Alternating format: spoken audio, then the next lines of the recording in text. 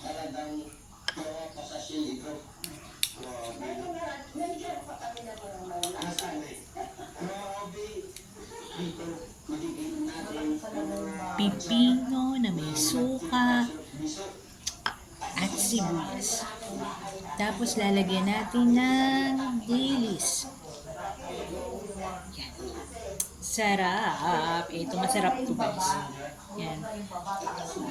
Iulam natin to. Tinry natin iulam ngayong hapunan. Kasi sarap. Parang sweet and spicy. Ano to? Dilis. Tapos, yan, nilagay natin yan sa top. So, ito na.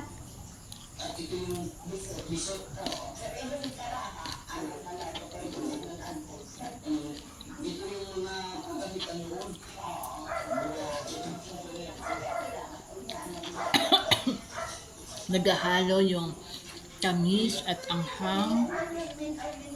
Sarap. Mm-hmm. ito yung sinunang busog. Lalagyan ng tubig o Sarap.